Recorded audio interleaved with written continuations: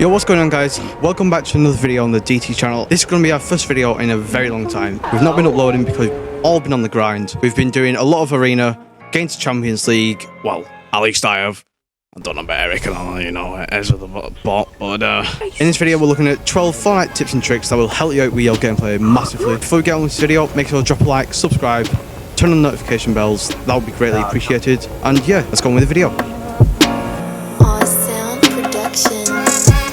Right, so the first tip is don't take 50-50s. When you take 50-50s, you're 50-50 chance of them winning and you win. If you've not got good RNG like me, then you're probably going to lose them. So what you want to do, you want to like play it smart, you want to piece control them up, you know, so it's not an aim off, because that's a 50-50.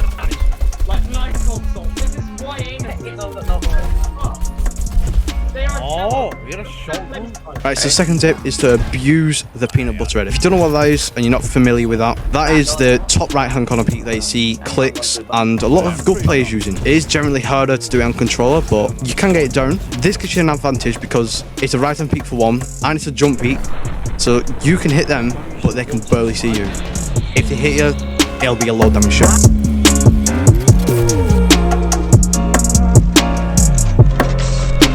Tip number 3 is when you're taking someone's wall and they're in a box, instead of jumping down onto a ramp and pickaxing the wall like you normally do, go to the left of it, place a wall and a ramp, stand on the top of the ramp, top right hand corner of the ramp, pickaxe the wall from there, and then you can edit that, do a top left hand edit, get a cone in the box, easy shots. This is so then you can't get pieced up and box like fish and dead.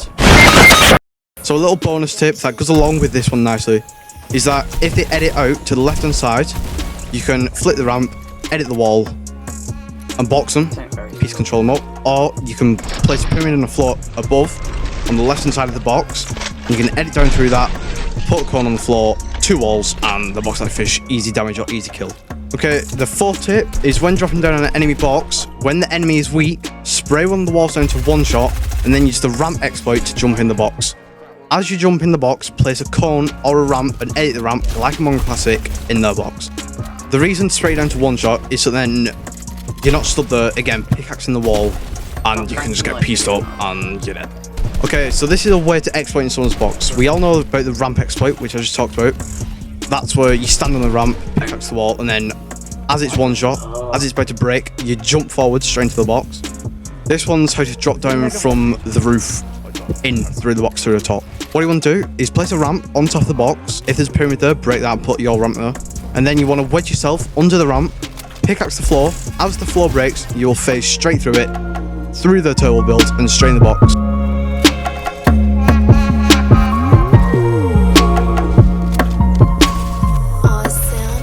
Okay, so if you're struggling to do triple edits, and if you're on high ping, this will definitely affect you. You can run up the ramp at an angle, and this will give you more time on the ramp to edit the cone, floor and wall. This is so you don't mess up. They recently added the turn off pre-edit option.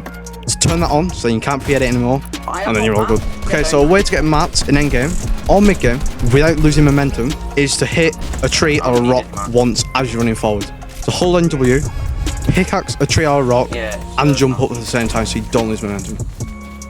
Okay, this is a simple one, only for Season 5, Chapter 2. If you're in the middle of the map, any bit of the sand, use the sand tunneling to your advantage. Better than bouncer into zone if you're in the snowy bit of the map, because you can get beamed by a console player on that.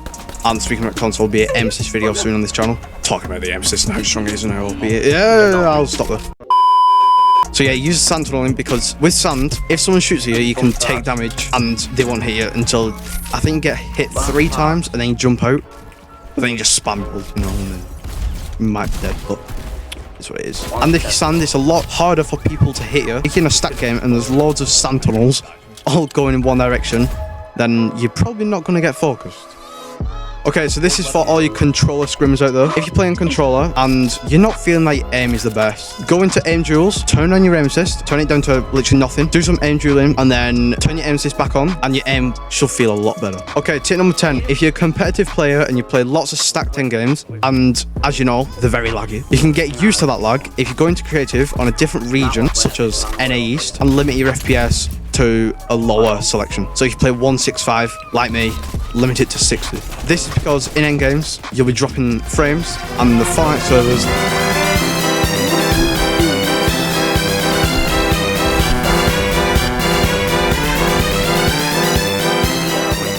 very laggy. Okay, tip number 11. When warming up builds on keyboard and mouse, or you can do this on controller, you want to halve your sense, so when you go back to your normal sense, it will feel a lot more fluent, and you'll be able to do quicker builds, and your edits will be more on point.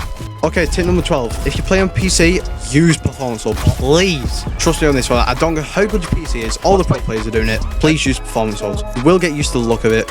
It's not that bad. It's actually an advantage. If you're not using it, you're at a disadvantage because this lowers latency times and increases and stabilizes your FPS. So everything will feel a lot more responsive, a lot more smooth, and overall a better experience. Okay, thank you for watching this video, guys. Make sure to subscribe to DT down below. If that subscribe button is still red, make sure it's great. And turn on the bell, please. Like the video and follow my YouTube channel in the description. It's AZZA, and see you all next time. Peace.